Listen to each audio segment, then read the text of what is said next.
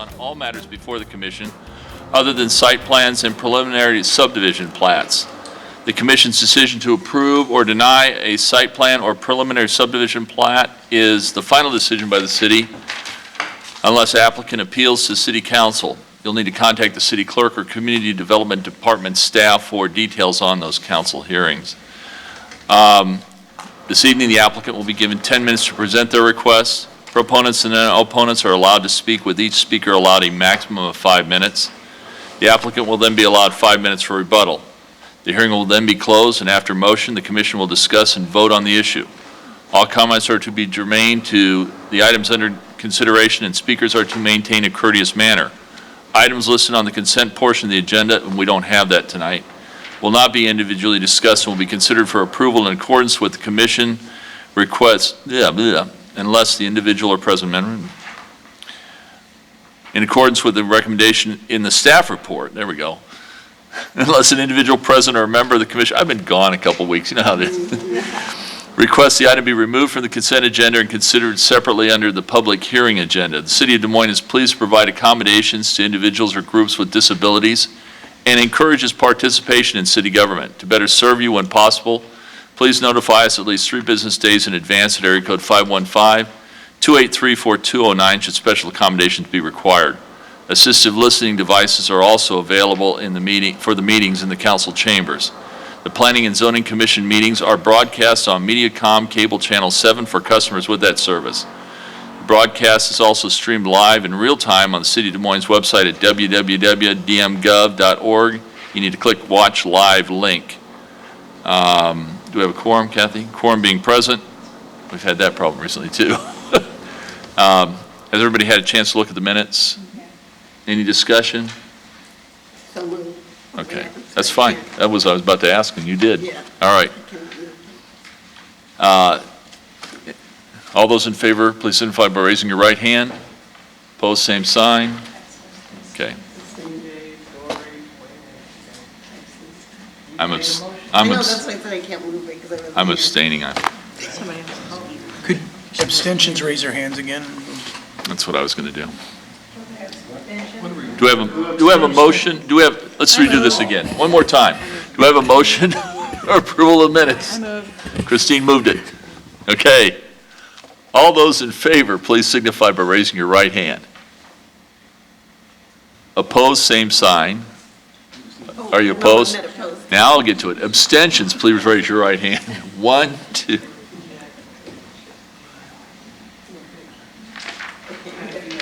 You got it? Yeah, we weren't here. Okay, thank you. You got it, Mike? All right, I understand that before we get started, Jason, that 2 and 3 have requested continuance? Yes, to the April 3rd meeting. All right.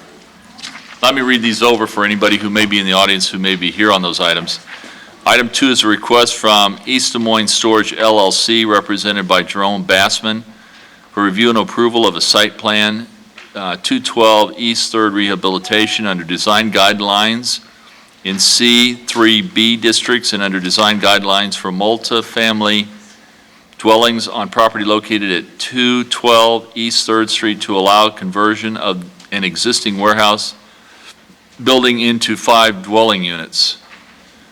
Anyone here on that item? Seeing none. Item number 3 is a request from Jerry Hoots to rezone property located at 2428 Southwest 9th Street. Is there anyone here to speak on that item? Likewise, seeing none, is there a motion?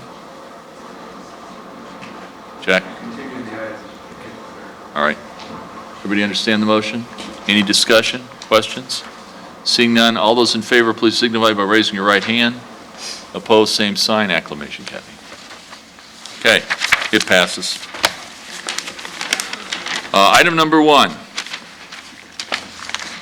Request from Equitable Loss LLC, represented by Sean Fausch, for review and approval of a design amendment equitable building renovation under design guidelines for multiple family residential dwellings on property located at 604 Locust Street to allow renovation of floors 3 through 19 of the existing 19-story building for a total of 145 residential units. Jason, you presenting on this one? Yes, Chair, members of the Thank you, commission, sir. Jason Van Assen with the city's planning staff. This is an amendment to allow some reconfiguration, or primarily to allow that, of the number of units within the building. I can see the aerial identifying the property, 6th Avenue, Locust Street, on the south side of Locust Street. The current site plan was before the commission in 2005.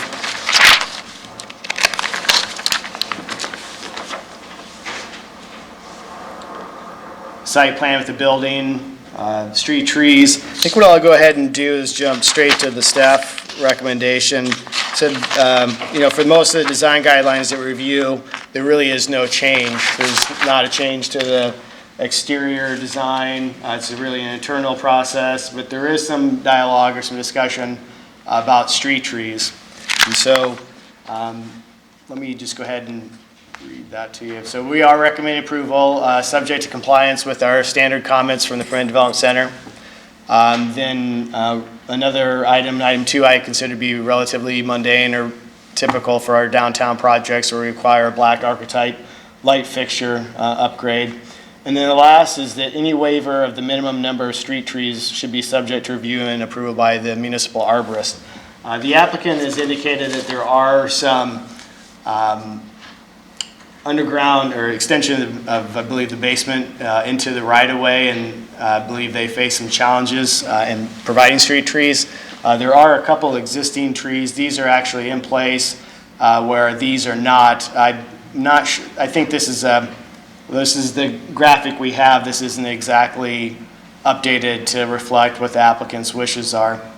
And I'm going to let them speak to that. And essentially our position as staff is that until information has been provided that shows that there truly is a hardship in providing those street trees that our city arborist is satisfied with, we believe that they should be provided. So pretty short presentation, straightforward application. Any questions? Is the applicant present? Oh, I'm sorry. Joanne, did you have a question? I didn't see. Yeah, Binksys has the same substructure problems that the previous building that we were looking at. Has all that been addressed when you're starting to add trees onto the 6th Avenue side? Well, I'm not sure exactly in the dialogue that we had with the streetscape project, the exact spots where basements protrude. I think that in general, there's just a lot of stuff going on in that right-of-way. Yeah.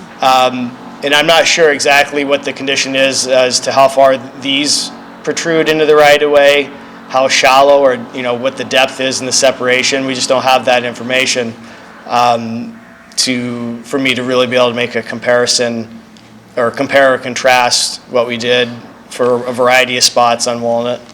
Well, I've been down underneath, and it seems that the ones that I was in anyway covered the whole sidewalk. They were all the way to the street. Yeah, and I don't know to the extent how far out they go. I'll let the applicant describe that better to you, but what we're saying is until you can provide the information to us that clearly demonstrates you face a hardship and not an inconvenience to the satisfaction of the city arborist, street trees should be provided. Oh, good luck. What's the difference between a hardship and an inconvenience with a wet basement? Well, They will let the arborist determine whether those are Right. significant or not. There's been no engineering drawings submitted yet to show us the extents of those basements or the amendments would be needed to install street trees. And so we're giving the benefit of the doubt to the trees in this instance over perceived problems. So at this point, because we have no documentation to show that, it's their responsibility to provide that information. And I know that I've had several instances where I've worked with the municipal arborist, and he's willing to work, he's willing to be flexible on things, look at alternatives, but in this instance, without that information being presented at this time, we just want to give the benefit of the doubt to trying to get as many trees as we can downtown. I hear you, and that turns a deaf ear on years and years and years of problems and complaints in that building.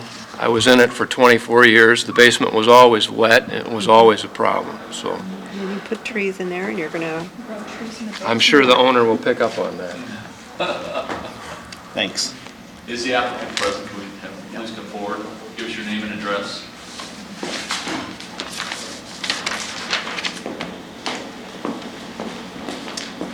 Hi, Mr. Chairman, members of the commission. My name is Sean Fouch. I'm representing Equitable Lofts on this issue. I live at 8405 Blackstone Court in Johnston.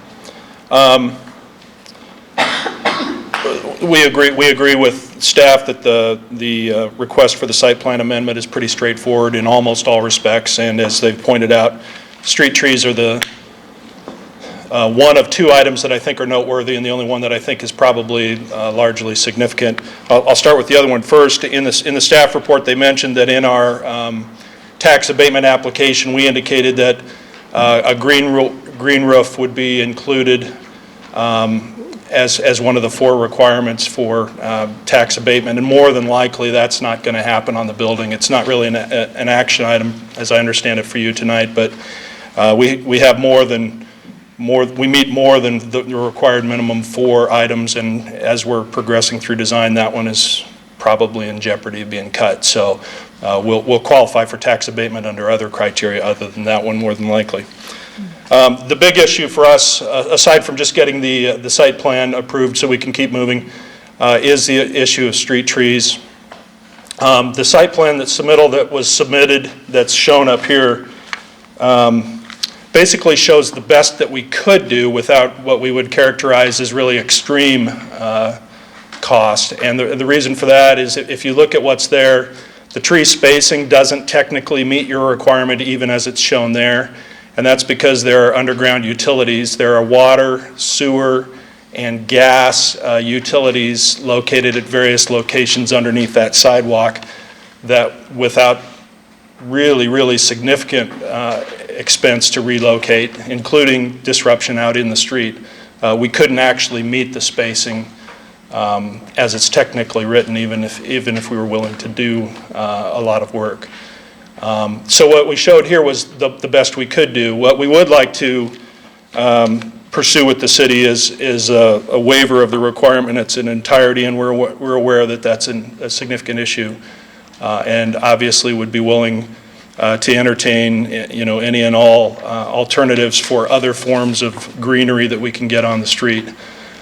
You folks started talking about a little bit of what's out there, and I know some of you know the building very well, but just to be clear, the areaway that the building has in its basement extends all the way under all of the sidewalk along both sides of the building.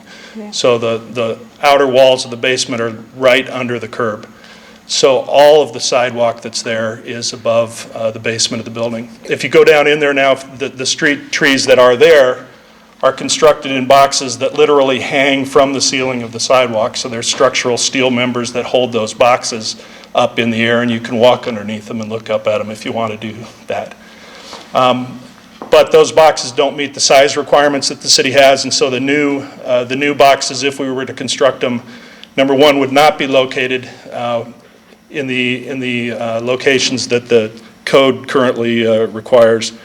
They would be as close as we could get them, but they'd have to be completely reconstructed. We'd have to cut out the sidewalks, and we'd have to drop a structure clear down through the floor and build it all the way up, because our structural engineers are telling us we just can't hang that much weight off of the structure that's there. Our current estimate, and I understand we're going to have to go through the process with the arborist and city planning to demonstrate this, but our current estimate is that we know it will cost us at least $250,000 to do that. And the concern is that the current estimate is closer to $500,000.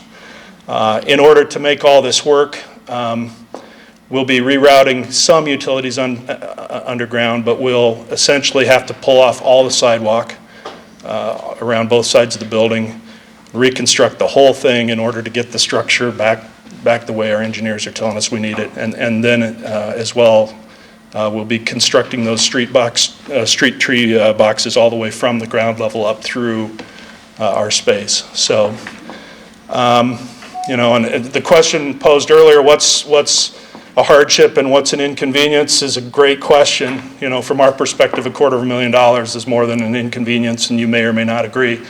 But that's going to be the request that we put before you in whatever form we need to do it. And I guess we'll rely a little bit on guidance from you and from staff about exactly how to go about doing that, whether it's possible to approve the request subject to something, or if we need to come back and demonstrate that before you can consider the request. In order to try and avoid just rambling on, I think I'll cut off my comments there and reserve whatever other time you'd like for me answering questions you might have. Sean, the existing tree pits that you have there, is there a provision for drainage of those pits, or how does that work?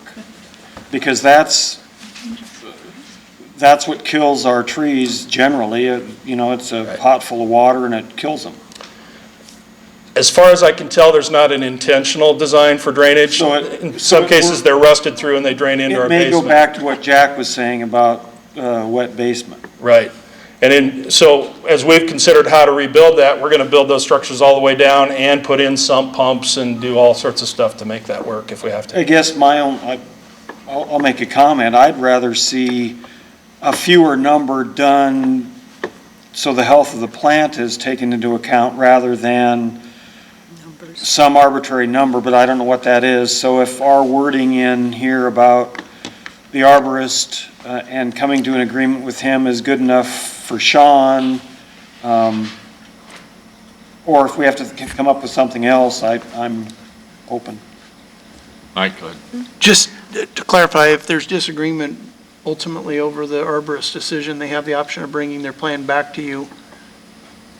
And there's time involved with that, but I think that's this, it'll say, again, we're just trying to defer, make sure we have all the information available to be making that decision and leaving it in the hands. And again, that's why I said I'm not speaking for anybody else here, but just, I know how tough it is, and, you know, we don't want to create a pot that holds water. We try to avoid that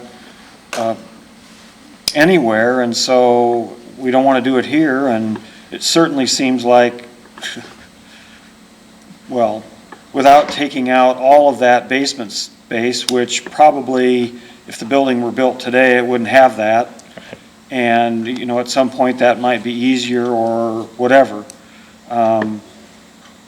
So we've really given up that right-of-way to this building owner, but, you know, I don't know what the answer is. I just think we shouldn't arbitrarily make them put in trees in things that aren't going to work.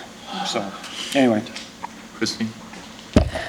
I would agree with your comments, too. I think this is a unique situation of having these trees recessed in this box that are hanging down into the physical structure. It's unique, so I would echo what you said, too. Yeah, I'd like to echo the same sentiment.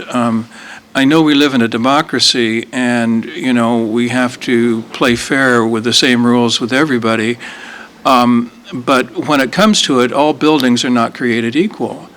And the Equitable Building is one of the landmarks in Des Moines, and quite frankly, when you look at it, some of the most interesting detail is above ground level. And, you know, if we're going to mask that with trees, there's that to consider as well. Well, just a comment about the whole thing is that I really like really large pots that sit above the basements and are planted with all manner of odds and ends. And I think those are beautiful, and I think they should be able to be used as an alternative rather than requiring a tree, especially in this unique situation, building situation. Yeah, I know working on a couple other buildings downtown, we've been given quite a bit of latitude with the city on the trees and where we put them and where we didn't have to put them. I think what Mike's asking for is fair, you know, you just need to provide some plans and some documentation. I know you can provide that, and I've found staff to be very workable. I was just looking at the plans on the Des Moines building, and we're not putting trees all the way around it. I think we ended up putting maybe one by the front door or something. It looks like a little bit But obviously, an amicable solution was found, and if I'm hearing you right, Mike, you're just looking for some documentation, and my assumption is they can get there. Anything else? No, thank you. Thank you.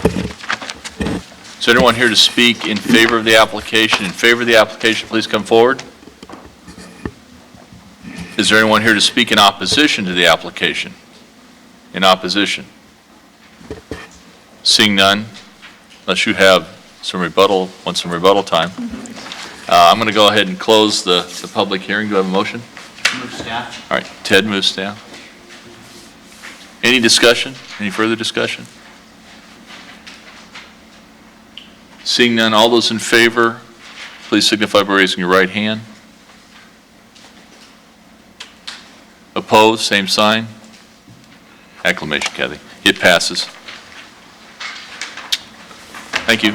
Jason, you have something else? Nope, just director's report or? I want to thank Greg. I know that you've been kind of filling in for me. Yes, no, maybe? Yeah. Well, with the snow, see, that helped me out there. But I want to thank everybody. I had an accident and tore my Achilles tendon, so that's why I've been absent and I've been sitting in the hospital, which has been kind of fun. I'm kidding. Is there anything else that we need to bring up for the good of the group? Mike, did you have something? Director's report? Just two things. A month ago, I reported to you, the council's budget hearing is Monday night, and as of today, the proposal for the comp plan and zoning code update is still in the budget, so their hearing will be Monday night, and assuming that the budget is approved, we will start pretty immediately with trying to look for filling that project management role effective July 1 or as close to thereafter, and then really ramp up the comprehensive plan update and zoning code update project. So we are hopeful things continue as are proposed in the budget. As you're aware, the franchise fee decision was Tuesday night, and so the franchise fee will increase, and that will pay back the bonds on the judgment. And then finally, I did have the opportunity to attend a sustainability conference. I was not here for your last meeting, and then you didn't have a meeting because of snow. But it was talking about sustainable development codes and zoning codes, and it was actually very interesting. There are some things that are, I think as we go into our comp plan update and our zoning code update that we'll need to discuss, and there are issues that have probably been discussed in the past and some changes that we've made to our codes that have actually been less sustainable than other things. We've done some things that have eliminated a lot of housing choice in our neighborhoods. Accessory dwelling units, for one, is one thing that's been eliminated out of our code over the years, and duplexes have been eliminated out of our code. I'm not saying that all those things have to come back into a new code, but they are things I think we do need to have some discussions about again as we head forward with a new code for housing choice and affordability. Another component of the sustainability was not just the housing choice, but was also looking at, just various options. I won't go into all of them now, but I do believe that we're going to have some very interesting discussions going forward as we head back into this comprehensive plan update, and I think there are things that it's time to really move forward on and continue to make Des Moines the great place it is to be. So thank you very much. Thank you. Roger, did you have something? Yes, Mr. Chairman, Commission. As you know, my colleague who has sat with this board for a number of years has had some serious health problems. It's our understanding that he will not be coming back. His position is now being filled by Glenn Frank, who's with me. Glenn has been with the city for 7 years, very familiar with how we do things. She's worked with the infrastructure division, which is acquiring property, public works, those sorts of things. She's a very fast learner, and she will be taking over, I believe, the plan is anyway, this board, probably the board of adjustment in time. And I think you will find her delightful to work with. Thank you, Roger. Glenn, do you have anything? I don't. Thank you very But do you know the school song? Oh, I'm kidding. Should be proud of it. Just very excited to work with all of you, and I have been working for the city for 7 years, as Roger mentioned, engineering department, traffic and transportation, and some with CD already, so I'm just very excited to be here. Thank you. Thank you. Before we get out of here, there's one other thing I'd like to bring up, and I discussed this with a number of members of the group here. I'd like to ask or charge staff with asking for a retreat.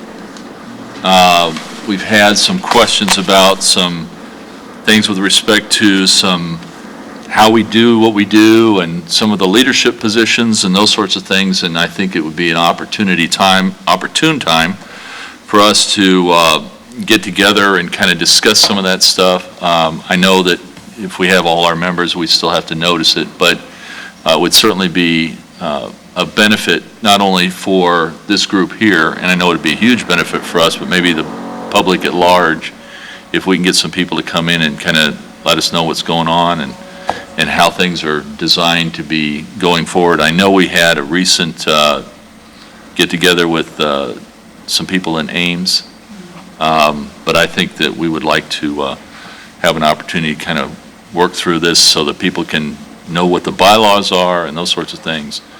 Maybe update some of our packets. It would be beneficial to everybody on the group. So I'm not specifying any time, but as soon as we can, and I've talked over with a number of people here about some Saturday or something like that when I think is much easier for the whole group to be here. Sorry, Mike, it's Saturday. In the past, there's been requests for this, and past commissions weren't real excited about a Saturday with a 5:30 session. We've utilized that, or we could even go an earlier session if you want on a night where you already you're going to be here for a meeting.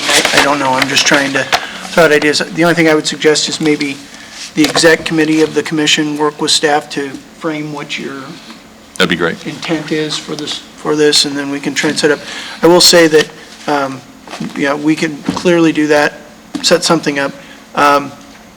We clearly want to get moving on the comp plan and the zoning code update, and I think a big component of the workshop should be maybe some strategic planning for things we want to try and address in that plan, and what we, start having those discussions, so, yeah.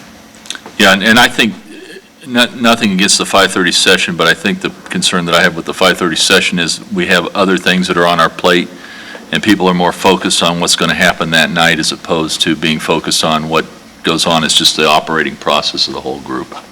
So if I can have my vote heard, I would opt truthfully for a Saturday, maybe a Saturday morning, Saturday afternoon, early, for a brief time.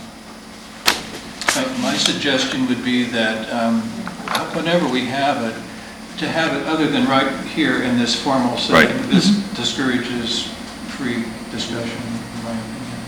What are you thinking, Scottsdale or someplace? If it's warm. Actually, I talked to some people, Waveland, when I was on the original strategic planning committee for the city of Des Moines. We went to Waveland Park, and they have a nice little area out there that we could kind of sit down and talk, and, yep. They have bar. And they have what? A bar. Bar? Oh, I don't know, we weren't at bar, but coffee. You're into coffee, okay. All right. Anything else for the good of the group? Seeing none, we're adjourned. Make you realize if you open your eyes, you can change your views. Walk the city block in these shoes. Gray sky turn blue. Change your view. Well, I can change your view. Walk the city block in these shoes. I did something old.